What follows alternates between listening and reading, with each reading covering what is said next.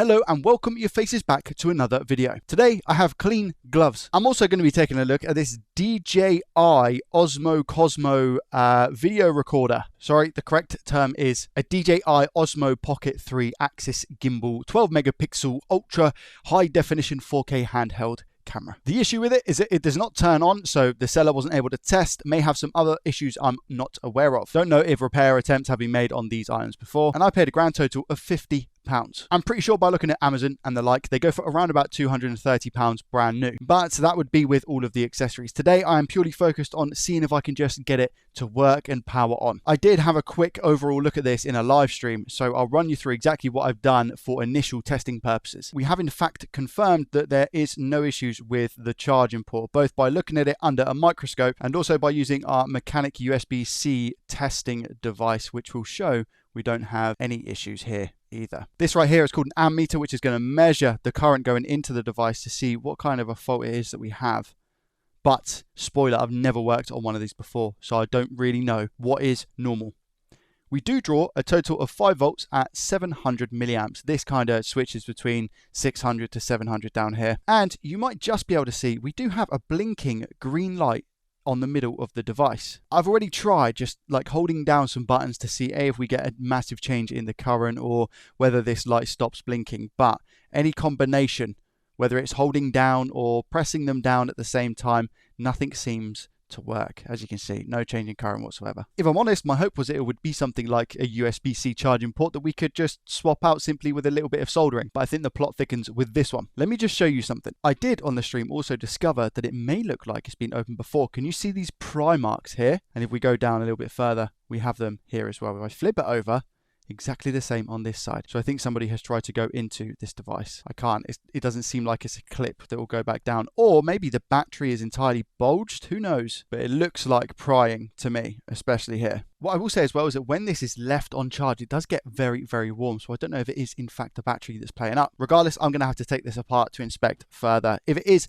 something like a faulty battery, then I'll simply just need to replace it. But who knows? Let's go with our iFixit Osmo, which is a little bit dirty. And let's just see if we can crack the back of this open, whether that's a thing or not.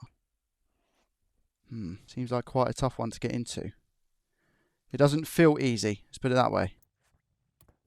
Oh, okay, right. Well, we have already made a significant scratch just here, so that's perfect. I think I'm going to have to try for something a little bit more robust here. We're here with a razor blade. Okay, that is 10 times easier. Wouldn't recommend. And I haven't actually got anywhere with it yet, but... Oh. Yeah, nice, okay. Look. Just like that. Now let's come in with the Osmo and maybe just work our way around. Potentially.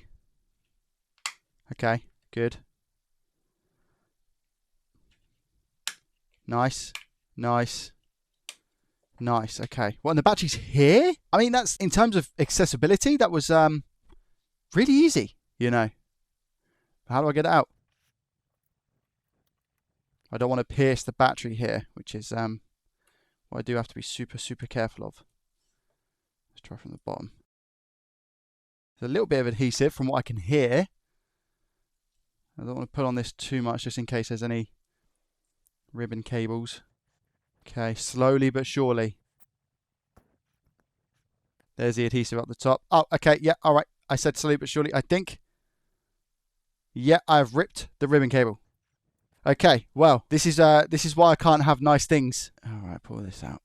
Okay, this is very much like the tape on an iPhone, isn't it? The adhesive. Okay. Which bit's going to go first? That's the question here. Okay. Well, we have to get rid of this adhesive tape anyway. I don't know if that's potentially been taken out before or whether that's me just putting on it. But we can see the rubber here that's been stripped, essentially. Well, it's going to need a new battery now regardless, isn't it? Because of the state of the ribbon cable. But what I find really interesting, look at all the circuitry up here and how small all of this is. All of those thin wires, look, wow. Super, super, super thin, neat and tidy. Crazy. By the looks of it, we have 2 screws down the bottom. Take our Phillips. There's 1. There's 2. Nice, magnetic. That one as well. I don't know if we're going to have any screws under this rubber. I doubt it, but could be wrong. What's that? It's like some blue tack. We have one more screw up here as well. All screws are the same size, which is nice. Does this now just pull up? I have to be careful. I've already broken something once. Let's try not break anything else. Try being the key word here. Put up on that rubber ever so slowly. Ever so slowly. I don't want to catch anything. Can I just use my tweezers here? Okay. And that just lifts up. What is that? Is that like thermal paste, is it? It is. That's awesome. Essentially, what we have here is a big heatsink to make sure it runs really, really cool. Now, in here, it is going to be a really, really tight squeeze. We have a ribbon. Oh, that ribbon cable isn't even attached. Okay, well, was that because of the way that I took everything out, or was that just potentially unplugged? Well, I'll plug that back in now. And here we have the absolute moron who ripped the battery connector. No. Don't tell me they've used... Why have they used glue here? Around the battery connector? What? Why? I can't get this off. You have to apply heat to this, aren't I? We can see the little port down here on the board as well, which again looks fine. It's got a nice little DJI sticker. I can't really see any components that look... I mean, is that water damage here? Or is that just... No, I think that's like a almost like a board flux or protection to keep it from being water damaged. We have some blobs as well. That'll be the connector for the camera, I'm going to go ahead and assume, and maybe this one as well. So I'm not going to touch those. I see why they wouldn't have used like a ribbon cable and have instead gone for individual wires, because there is a lot of flexibility going on here, but that makes for an absolute pain should one of these come loose or break somehow. Don't ask me how that would happen. So we've just reconnected this cable. I don't know what this one's for, but that seems to be all connected. Now I'm going to go with like 100 degrees here just to see if that softens this glue situation that we've got going on. Yeah, it does.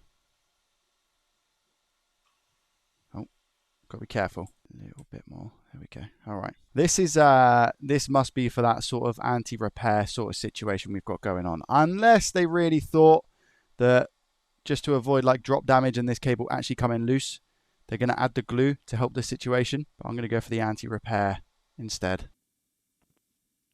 Hard enough doing this with one hand. I have to be careful because there are chips and stuff around here. Under this black blob here, there will be something. Let's just be careful. Don't think I necessarily need to get all of this, just enough so that if I do get a new battery, I can just simply replace it. Don't knock any components here, Joe. You've already made this job a lot harder than what it potentially needs to be, unless it does need a new battery. If that is the case, then let's just say that I meant to rip the ribbon cable. Okay, yeah, I don't think I need to actually remove this board to check and see if there's any additional damage, because I think it might be a battery-related issue is what I'm going to go with, because I can't see any cracks or blown components or anything along those lines, so it would make sense to just straight up replace the battery first. Out of interest, whilst I have got this apart, let's see what voltage it takes without a battery. See if that changes. So it's not taking anything, so we get no draw whatsoever, so it doesn't power up. We can't power it up. Right, I have screwed this back together because I don't want to have it apart and potentially lose stuff, so I put the two screws back in the bottom and one up here.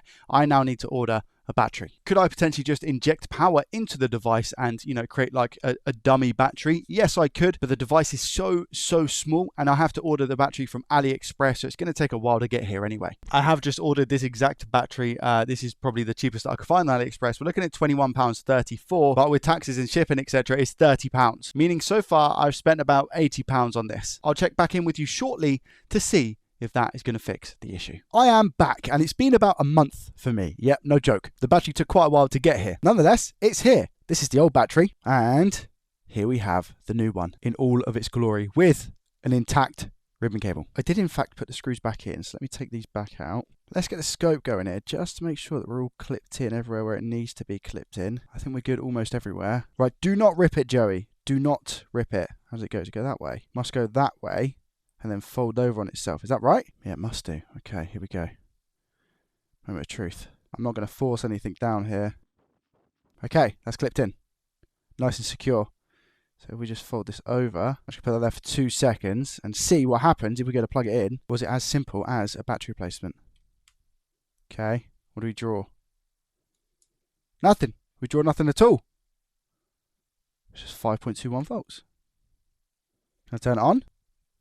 Oh, I get a blinking red light. You see that blinking red light? Whoa! Yo! No SD card, right? Is it fixed? Okay, it was, by the looks of it, just a bad battery. I don't know if you can see on the screen, but it does look like the battery is kind of flat. You see up here in the top right? Now, we're having a bit of an issue with something. So this is a USB-C cable. Obviously, it's 5 volts, as you can see. If I go to plug it in, whilst this is off, nothing happens. So we don't get anything. We get no draw at all. If I turn it on, so just hold that for 2 seconds, you can see it's drawing like 2 milliamps, and it's still drawing nothing. And the battery itself, I don't know if you just saw, it was 11% on the screen. If I take it out and put it back in, we get 20 milliamps, and I've left it in for a little bit, and it's just not really doing anything. 40 milliamps. It's not taking a charge. Still on 11% up here. I mean, it is slowly going up, so I don't know whether to just leave it for a little bit and see what happens. Slowly seeing that increase. Maybe the battery just needed a little bit of time. It's going up ever so slow. Coming up to about 2 watts now. It's going back down. What's happened? Okay, it's almost like cycling. It's weird behavior. I can feel it. It's almost like vibrating. I'm just going to put it down. I don't want anything happening here. It's just coming up now saying 10% up here. Ooh. If I go onto the battery info on the device, it does say 5 volts at 2 amps. So we should be seeing, what, 10 watts or so? But it just now seems to be cycling. It's doing something. It's almost like it's resetting. I can feel it vibrating in my hand. I don't get any flashing light or anything to indicate that it's on charge, which is something that I thought I would, to see what happens to the charge now when I turned it off. We're still sat on 10%, and now I've put in, so it's a different USB-C charging cable. It's a Nintendo one, but because it's USB-C, it should limit it to exactly what it needs. Let's try again. So we're sat at between 375.20, now it drops down to 230. It could very well just be that the battery's been sat around in a warehouse for a very, very long time, and it needs to take a bit of charge to get some juice. So I'm going to leave it for about 30 minutes or so, and I'll be back with you in a second to confirm. It's been a good 20 minutes, and it's still doing the exact same thing. Funnily enough, when I turn it off, so if I just hold it down and turn it off, we get nothing with like 90 milliamps or so, 120. And it's still doing it, but just on a much lower scale. And we don't get any sort of flashing light down here, which is what we had at the beginning of the video. But the second I go turn it on, you can see it jumps up 350, 490, but it hasn't gone up in percentage at all. In fact, it's only dropping. So that's 9%. It's almost like it's not charging the battery, and it's just giving it enough power to actually stay on. Maybe the device sees that there's now a battery plugged in, but because it has that source of power, it's working as normal, but the battery just isn't taking a charge. That could be a faulty battery, or it could be a component on the board, specifically around the charging circuit, which is failing to provide power from the power source to the battery. Also, again, the concern, this is on, and again, it's just being a bit erratic, but there is no charging light to indicate that it is charging. There's no the battery symbol doesn't have like a lightning strike through it to show that it's charging. I don't know if it's meant to, or if it's meant to flash or anything like that. So it does look like I need to take this apart again and maybe use a thermal camera to see if there's anything getting hot on the board. Okay, so I am over on the thermal cam. Now the battery is still connected and I have the charger plugged in, but we seem to be getting a heat spot of around about 43 degrees on the MOSFET just above where the battery connector is, which is here. Now what I'm going to do is disconnect the battery connector and plug the cable in again to see if that MOSFET still gets hot. So I've removed the battery, which just connects down here, and then this is the MOSFET here, which was getting hot, and none of the rest of the board is getting warm either. This right here is that MOSFET in question, so you see where the battery plugs in here.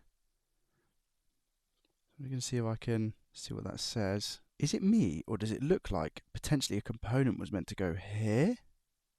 And have I knocked that component off, whether it was meant to go here?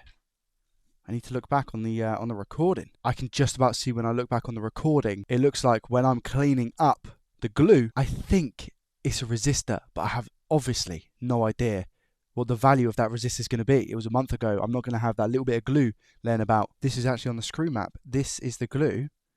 So I must have been putting the glue on the actual screw map. Is it here? No way. Oh my gosh, it's here on the screw map. I cannot believe my luck.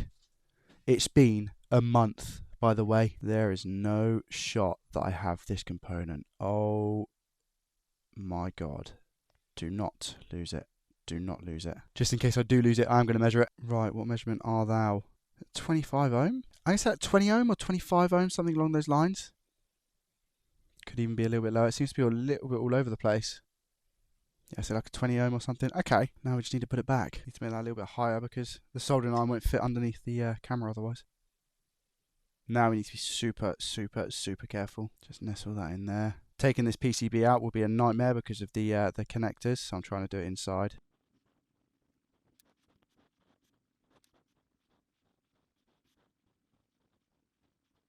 It's not sticking. Try and do this with a slightly bigger iron tip here. There we go. Now the same with this side, which is going to be really, really tough. It's going to burn that connector. I think that's it. What do I measure in diode mode just to make sure? Let's go here. 0.46 this side. 0.43. Maybe we'll be okay, potentially. Well, I'll plug the battery back in now and then we'll give it another test. So what happens when we go to plug it in? We get 40 milliamps. We get a flashing light to show charging. No, I mean, it's trying to do something. It doesn't show like it's taking a healthy draw. 10 milliamps, 40 milliamps. It just, I mean, is it just trying to boot? Oh, it won't even turn on now. Okay, so since we put that component back, the only thing we've done, and now it's not turning on, and it's really, really low draw here. Okay, does it turn on when I remove that? No, so it doesn't even turn on now. Whereas before it was on about 9-10% battery. It's just, I mean, it's trying to turn on, but it's not going very well. Okay, let's take another look. So I've now, just out of interest, taken out the battery and plugged in the meter, and I get 130 milliamp draw, and again it is this MOSFET. And can you see on this chip here we get like some blinking?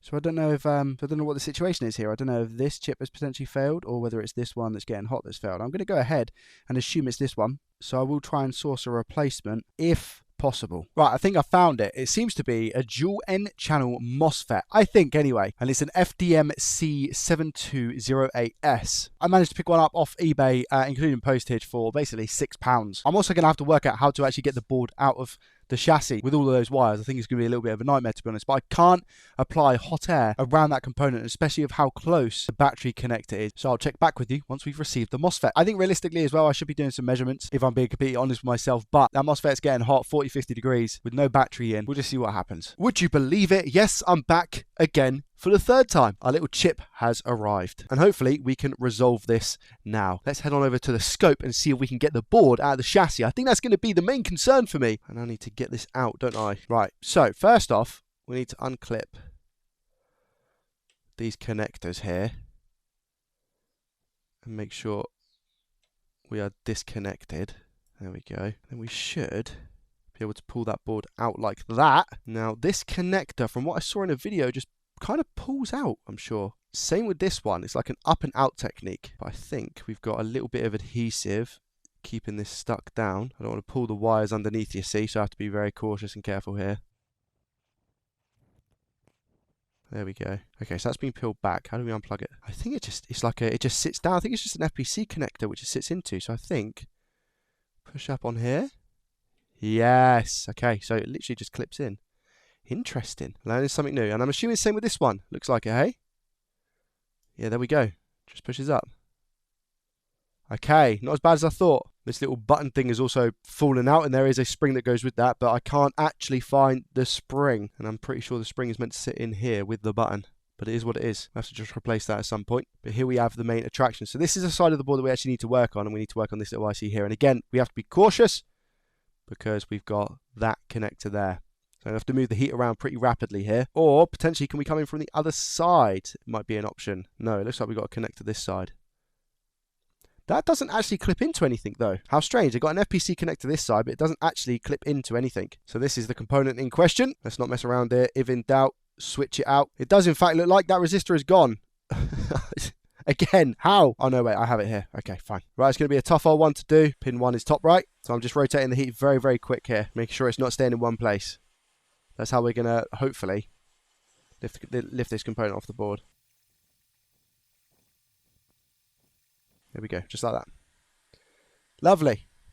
It's pretty clean and easy. Now what I can do whilst I'm here is we're just going to apply a little bit of flux here. And down here, and just apply us some of that leaded. Make the job a little bit easier. Especially on here. There we go. It would make sense to put the little resistor on first, so we'll do that. Okay, so that was a cap, not a resistor. So I've taken that away. I've got some 20 ohm resistors here, 0201 size, so it should be good enough. Just thankful I measured it last time. So let's just grab that little resistor.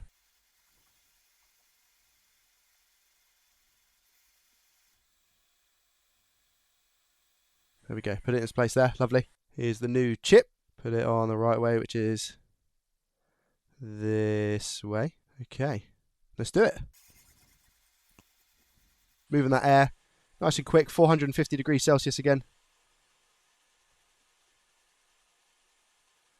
Come off the heat. I'll float in place in a sec. There we go. Drop a little bit of flux here, tiny bit, because we've got that connector there, remember, for the battery, so we don't want that getting all fluxy, but I do need to put some on that resistor as well if I can. There we go. Right, move the air quick. We should see it go into place. It's a bit wonky at the moment, that's fine.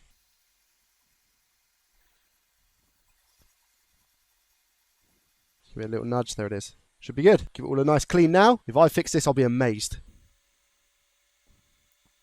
Oh, okay. Well, the board was still hot there. I was a little bit too keen there, so I'm just going to reflow this again. Just want to make sure that's not bridged. Solder's still wet. There we go. With that blob. A little bit more flux here.